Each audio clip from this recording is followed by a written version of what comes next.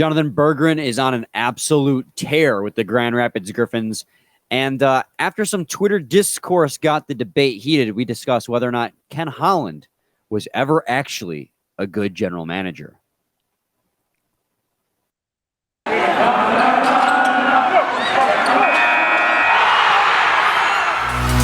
You're Locked On Red Wings, your daily podcast on the Detroit Red Wings. Part of the Locked On Podcast Network, your team every day.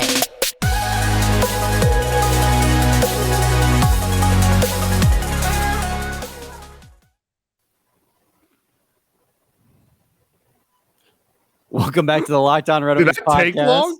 No, I accidentally had the overlay on. Oh, I was like, why did that take so long to get back to us? We're off to a stellar start here. Whoops. We're hosts Brian Fisher and Scotty Bentley. I'm on Twitter at BrianFisher971. He's on Twitter at Bentley Scotty. He's also the host of Locked On Tigers. And we actually had something to talk about today, by the way. At Locked On Tigers. Oh, Locked On Tigers. I'm like, we always have stuff to talk about. No, I'm not. I don't worry about us. But in a lockout sport, we actually had like a current event, baseball, like international signing happened. So I actually had like present day things to discuss. It was kind of fun and reminded me of the good old days of 2 months ago. Of when baseball was actually a thing. And a real sport that existed. Yeah, right. It's not a myth. It's existing concept. Thanks for making us your first listen every single day. We're free and available on all platforms, including YouTube. Subscriber count is at 123. We've gained 8 followers since yesterday's, or 8 subscribers since yesterday. So yeah, we keep climbing. I can't believe you just did that. If you guys aren't watching on YouTube, you can though.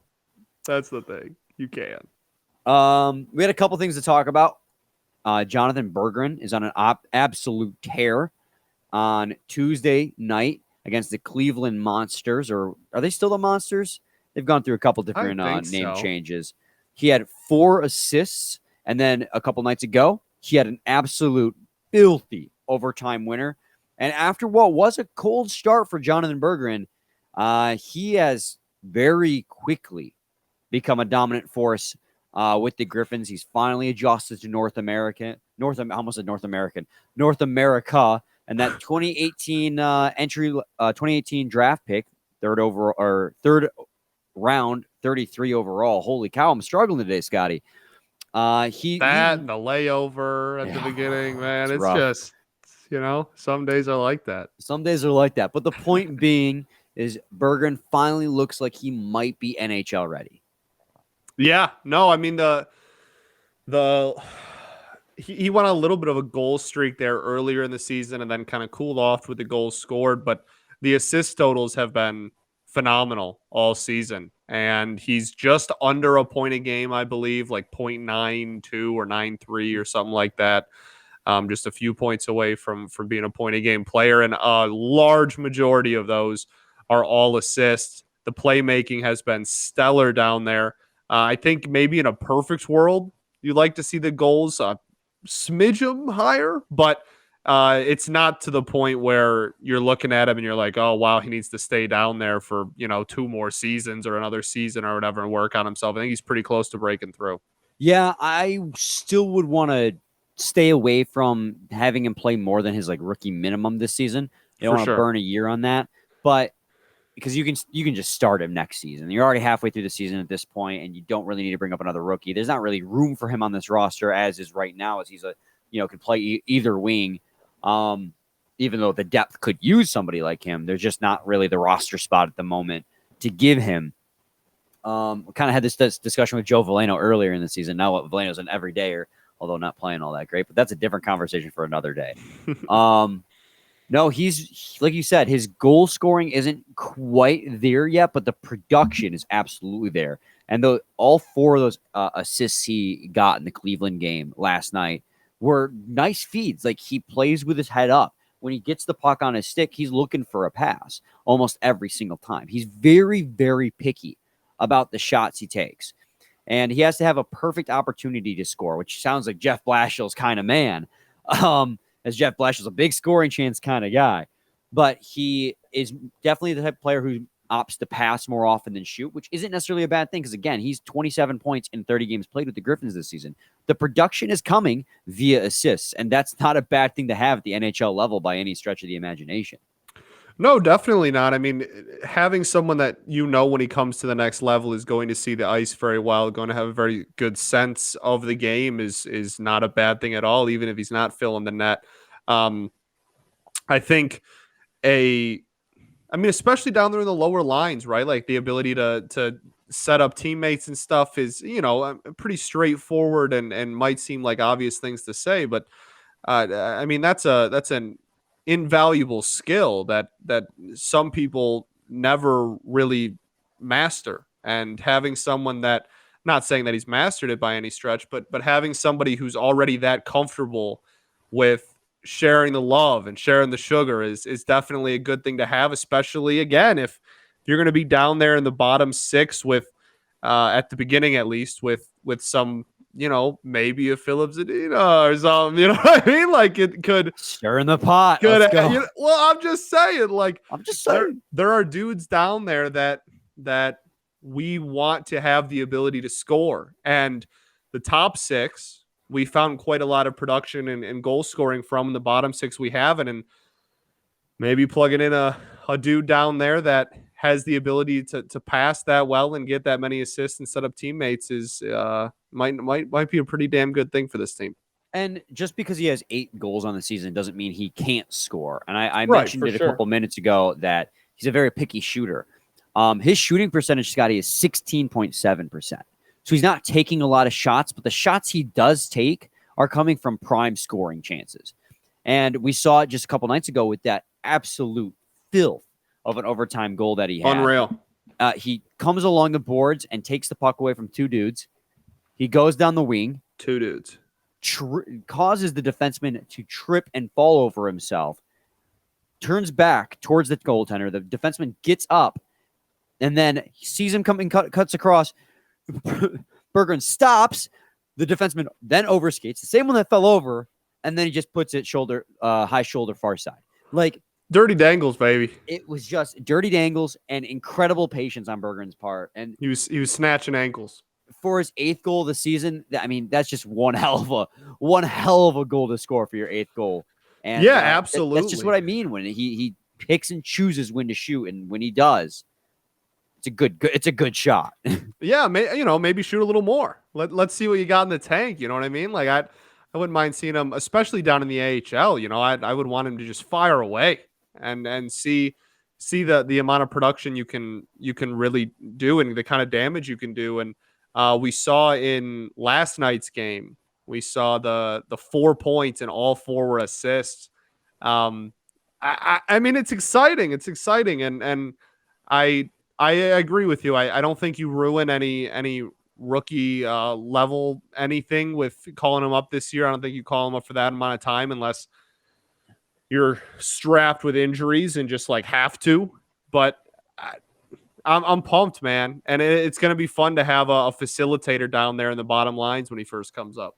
I mean, at this point, he just kind of looks like he's NHL ready, and this is where it's going to suck for Berggren, where he's just going to have to be patient, where he's excelling at the AHL level and he's finally looks like he's comfortable and dominating from a playmaking standpoint. He's just going to have to be a little bit more patient with Steve Yzerman and the Detroit Red Wings to make the roster. But you're looking at a guy much like probably Simon Edvinsson, who is going to be day one on this roster next season, because he's to a point. And earlier in the season, I said the opposite. I said he needed some more AHL time because he was showing flashes, but didn't quite have it yet, didn't quite have the confidence yet. Well, now the confidence is there. Now the playmaking ability is there. He looks like he's mature and ready enough that I think day one next season, he's on this roster. And I think it's the perfect time to just flesh out this roster with young talent. Like, this is the part of the rebuild where the young talent needs to take over this roster. And we've already seen that takeover begin. Yeah, no, I completely agree. I think it's he's I wouldn't call him a shoe-in necessarily, but I especially after the way we saw the top prospects treated at the beginning of this season, I would be pretty shocked if he wasn't on the opening night roster next year and again, probably the third or fourth line, but I would expect him to be a starter. night one. And that's really exciting. And like you said, it's a new wave of talent that's coming up, and we're seeing these guys slowly start to make the show and put their stamp on the team is super exciting stuff. And I love players that are pass first like that, and I would like to see him shoot a little bit more, just because I want to see kind of the ceiling of what we're dealing with goal scoring production. But especially in the bottom lines, man, you will never see me upset of a passer. I love me a good facilitator, baby. Yeah, gotta feed Larks, gotta feed Raymond, gotta feed Zadina, feed the dogs. Everybody eats. I gotta talk to you guys today about Built Bar. Speaking of eating, everybody eats Built Bar. Everybody eats Built Bars. Go get yourself one, because you know why? They taste better than a freaking chemical spill. Better than a waxy, gross, chalky chemical spill. And that's why everybody eats them. Because they're covered in 100% real chocolate. They just only have smothered. Just absolutely drenched in real chocolate. What's the most disgusting word we can use to talk about how covered in chocolate they are? Just slopping wet in 100% real chocolate, with only 130 calories, 4 grams of sugar, 4 net carbs, and 17 grams of protein. Compare that to a candy bar that normally has 240 calories, 30 grams of sugar, and barely has any real chocolate on it whatsoever, just like a thin layer. And you'll be wondering why you weren't eating Built Bars the entire time, especially when you talk about all the amazing flavors that Built Bar has. Coconut almond, peanut butter brownie, raspberry, cookies and cream, salted caramel, mint brownie, and tons more. And there's constantly new flavors coming out. So make sure you check Built.com frequently. So go to Built.com. Use promo code LOCKED15 to get 15% off your order. Use promo code LOCKED15 for 15% off at Built.com to get your Built Bar that is just absolutely slopping wet and 100% real chocolate. Everybody eats, baby. Everybody eats. In 3, 2, and 1.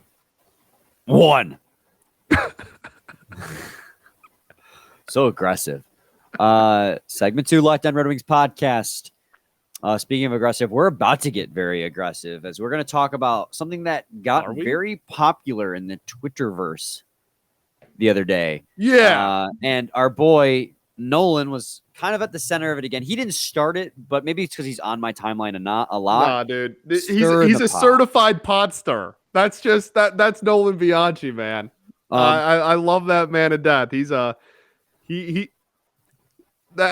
certified pod star. Absolutely. You love to see it too. It's just he's given us so much content this season. The Preds thing. For real. From just not part of the show at all anymore, and still giving us just free content, because that's the kind of dude he is. Yeah, we do. So yeah, a couple days ago, probably about a week ago now, Ken Holland came out and was like, I'm not going to give up my first round pick at the trade deadline. And everyone was just like, this is why your team's not winning Stanley Cups. Because last year he said that we're not going to buy in. We're not going to go out there and spend and buy in at the trade deadline, despite Draisaitl and McDavid having on pace for 100 plus points again in a shortened season. The discourse became after that is like, Ken Holland is a horrible GM. What is he still doing having a job? And then it altered from there once it hit Red Wings social media is he's always been a horrible GM. And I guess the question I have for you, Scotty, is we are several years removed from the Ken Holland era. And in hindsight, recency bias has a big effect on how people view it. And his last few years as the team completely got tore apart and went full into a rebuild, people look unfavorably on him. And do you feel that he was a bad GM? Because there are a lot of arguments now being made about he was a bad GM his entire time. Or do you feel like this is kind of unfair for Ken Holland to be viewed this way? No, I do not think Ken Holland for his entire Red Wings tenure was a bad GM. I think Ken Holland is okay. There's different. Let's get into the nitty gritty of it. Okay, it's game time. All right. General managers, in my eyes, have different specialties, just like players do. Some players are goal scorers, some players are facilitators, some are great defenders, etc. As a fan of this team and as a fan of the Detroit Tigers, when you look at the different things that certain general managers are good at, I think that Dave Dombrowski, for instance, phenomenal GM, going to go down as one of the best general managers in the history of baseball. Deservedly so. Dave Dombrowski cannot be part of the start of a rebuild. Dave Dombrowski has never taken over a team and entered rebuild and come out of rebuild, and that been like his thing. He's built up. He started at rock bottom, and he's built up. Did it with the Marlins, did it with the Tigers. But he is a builder. And Ken Holland, I think, is good at maintaining success. So I think that Ken Holland is if he takes over a team and it becomes successful, he is good at maintaining that. Now that seems fairly obvious because we had an immense amount of success while he was here and whatnot. And that's what's being argued, I guess, at the end of the day, is whether that was really his fault or not, or his doing or not. I don't think we can just get right out of the way. Horrible at rebuilds. The teardown of this team was absolutely atrocious. It waited too long to be done. Yes. And to be fair to him, you and I both agree that there were some whispers from people above him that were like, hey, you keep this playoff streak and do whatever you have to do to keep this playoff streak going as long as you can. I don't give a damn about no rebuild. Yeah. That being said, even when it was into rebuild mode, the teardown was pretty expletive-y. All right. So we can eliminate that right away. The build up is up for debate.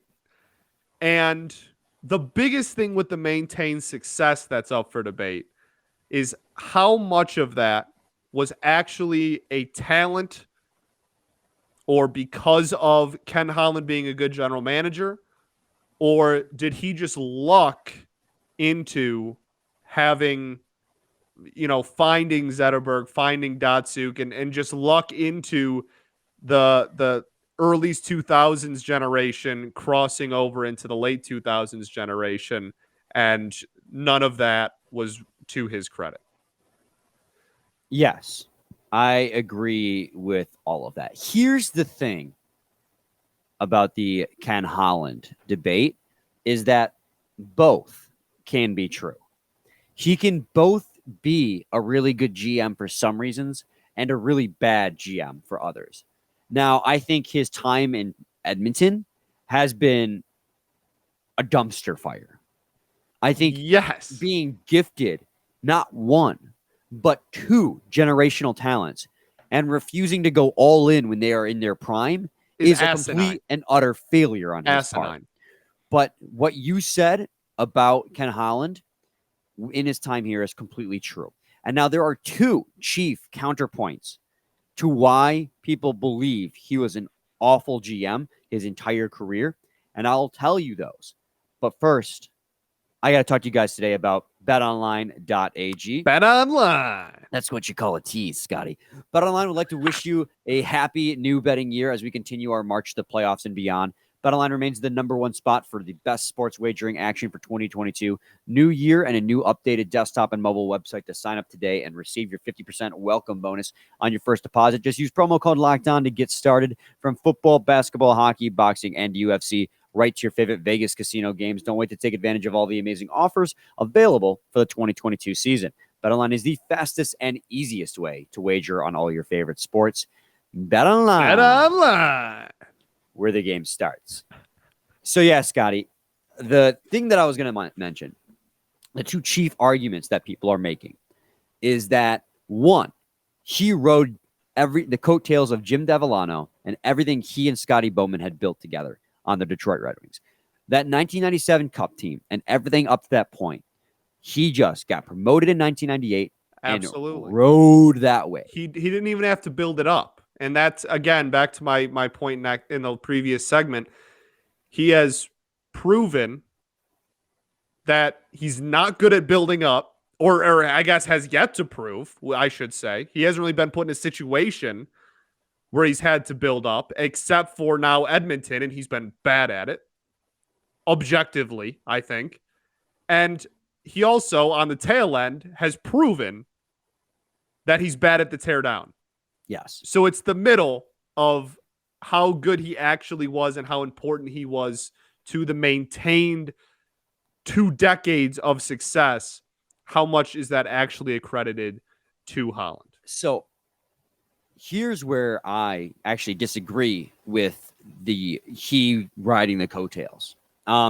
Before he was general manager, he spent 7 years as the director of amateur scouting and 3 years, if I'm getting as assistant general manager for the Red Wings.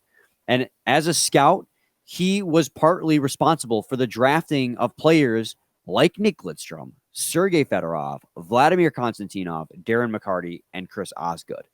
Now, correct me if I'm wrong, but those are pretty core pieces to the Red Wings' successful years. That's almost the entire core. Yeah. Sans about 3 or 4 dudes. Yeah. So to say that he rode the coattails, now the GMs always get the credit in the end when it comes to the drafting of players, because they're the guys who get the most responsibility. So they get the most heat, but they also get the most credibility when a draft pick is done right. But to say that he had no role in the building of those teams, I think is unfair to Ken Holland. It's the same way that to give Ken Holland all the credit for the drafting of Pavel Datsyuk is unfair to Hakan Andersson, who did all the lugging around Russia from Sweden when it was really hard to get into Russia those days.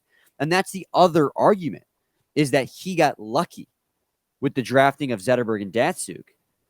And that if it weren't for Zetterberg and Datsyuk, he would have been exposed years in advance. But it was because of a solid team that he had. And again, Hakan Andersson has been around forever. He's quite possibly the best European scout in NHL history. Absolutely. And so a lot of credit needs to be given to him for that Datsyuk story. But this narrative that's being spun that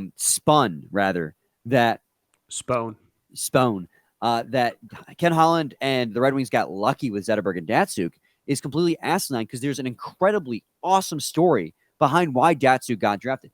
Yes, Hakan Andersson discovered Pavel Datsyuk by accident, but he didn't see him and then go, let's draft him. He continued to follow up and draft and look at him when no one else in the league knew about this kid. So yeah, he discovered him by accident, but they continue to scout this kid. That's how scouting works, people. You discover people by accident. The Red Wings committed to Datsyuk, and then they drafted him after realizing this kid is underrated. And they were doing this years before the NHL was really drafting and scouting in Europe, and doing it in Russia was incredibly hard to get into Russia to scout those days. Right. So to then discredit Ken Holland, and not just Ken Holland, but the entire front office, and saying that it was blind luck that they drafted Datsyuk and Zetterberg when they did, is just completely like it's indignant to want to say at that point that Ken Holland was just a lucky general manager. To say that he had no skill in what he was doing. He's also responsible for drafting Dylan Larkin. He's also responsible for drafting Anthony Mantha, who, it's still out in the jury how good of a player he is, but he's shown flashes of being a dominant player. Responsible for drafting Tyler Bertuzzi. some of the core players of the Red Wings this season are Ken Holland picks. Philip Zadina, a Ken Holland pick, and I know he's a polarizing player, but at that time, it was seen as an absolute steal grabbing Philip Zadina where they did. Not saying he's had numerous hits, though. He's also had slip-ups. Xavier Ouellet and Ryan Sproul, he took before Nikita Kucherov was taken off the board. The Ryan Sproul one's tough, man. Yeah, those are, I mean, and Dennis Cholowski. You know, he had to trade Datsuk's contract away to get Dennis Cholowski. So he ended up missing out to get, you know what I'm trying to say. No, I'm agreeing. Yeah. I'm not, that was a dumb move, not a disagreement to you. Yeah. And so they missed out on Chishchurn out of it. So he's not perfect. And no GM is, though. He's not. And near the tail end of his career as general manager, he made a lot of mistakes. Sans the Tatar trade, a lot of his deals while tearing down were awful, and his returns were awful. Terrible. But yeah, to say he was a terrible GM his entire time is untrue. To say he was a great GM his entire time is also untrue. For sure. And I completely agree with you on the Datsuk thing, especially after hearing Nolan has a great kind of insider story about Ken Holland going to see Pavel and his skates being too big and all that, and it's a great story. And when Nolan comes on, I'm sure he would be thrilled to retell the story. But I completely agree. I think it's not fair at all to discredit the finding of late round talent. Like if let's be honest with ourselves. If Yzerman drafted a dude in the 7th and he ended up being as good as Pavel, he would be given a key to the city. Yeah, we'd be calling him the Oracle. Right, and would be stealing my rightfully earned title. Like that, you know what I mean? Like it's like we can call a spade here, and that's absolutely true. The same people that are saying that would freak out if Steve did it, and Yzerman is I would say a pretty significantly better general manager. I'm not trying to say that, but I everything doesn't have to be so extreme. Yes, man. It's not that he was either an awful GM or an awesome GM. Like it's honestly in the middle for the Detroit, his tenure with the Wings, you know? Absolutely. It doesn't have to be so black and white. Like he can fall in the middle. He can have his good moments and his bad moments. And the one thing, and we kind of talked about this before we got on air, the one thing with the Zadina pick, in my eyes, like the logic of that being a steal and like that's what makes it good. If Zadina turns out to be a great player, then absolutely he deserves credit for it. And the GMs before him should all look stupid because he was projected to go way higher than where we got him. But if he ends up not being a productive player, then it just turns into how did the 4 GMs ahead of you? Because he was projected to go 2 or 3, yeah. How did the 3 or 4 GMs ahead of you all realize that this dude wasn't what everyone said he was, and you took the bait?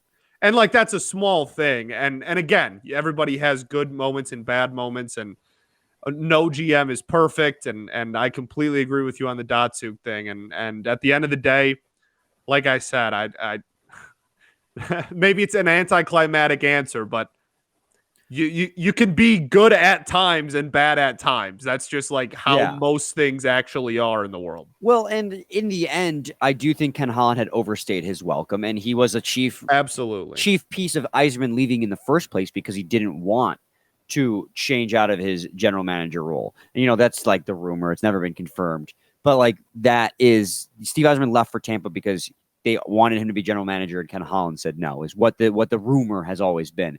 And the other, and I know we're up against time and we got to wrap it up, but like the biggest strength and weakness he had is his loyalty to players.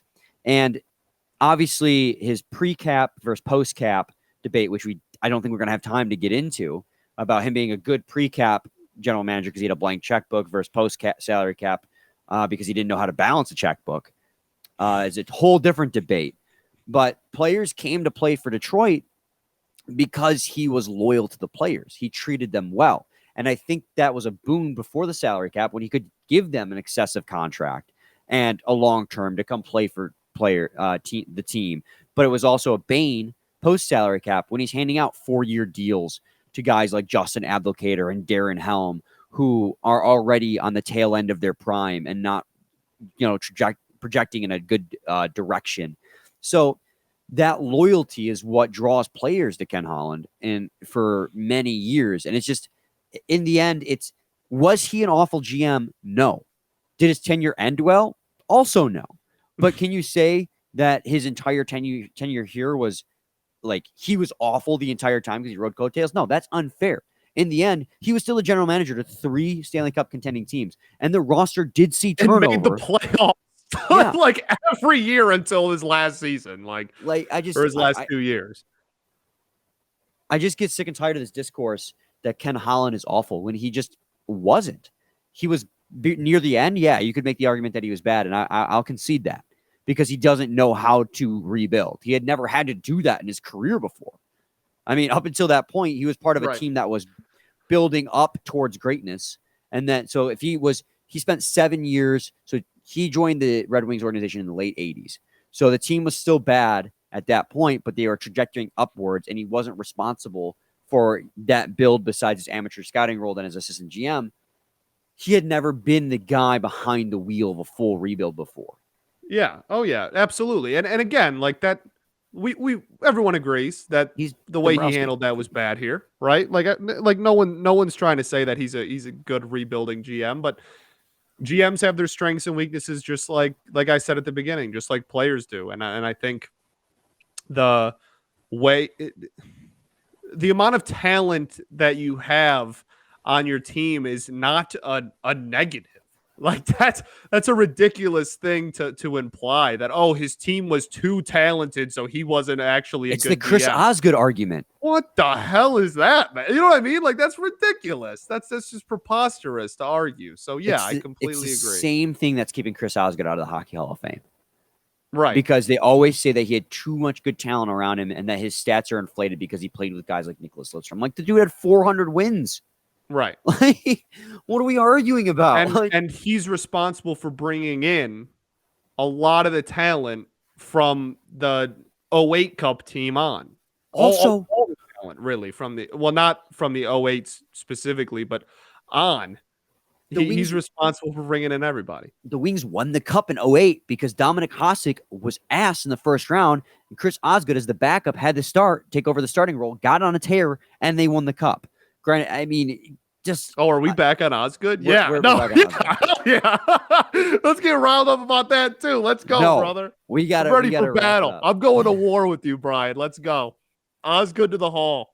Thanks for making Locked On Red Wings your first listen every day, and I'll make your second listen Locked On Bets, your daily one-stop shop for all your gambling needs. Locked On Bets, hosted by your boy Q, with expert analysis and insight from Lee Sterling. It's free and available on all platforms. In the end, guys, Ken Holland is a bad GM for the Edmonton Oilers, and what he is doing with the talent they have is asinine. But let's not let that skew what he did accomplish with the Red Wings, but let's also not forget how it ended. He was a good GM for a long time until he wasn't. Both are true. All right? We settled the debate. No GM is perfect. Yeah. He made mistakes during the good era of Wings hockey. He made mistakes during the bad era. Yeah. But the success that he had here is undeniable. So this debate, we've settled it. No one's ever got to argue about Ken Holland again. Yeah, right. Yeah, that's how Twitter works. Any final thoughts, man? We ball. Yeah, we'll be back with you. I always say that. Back with you. We'll be back with you. Yeah, you, the listener.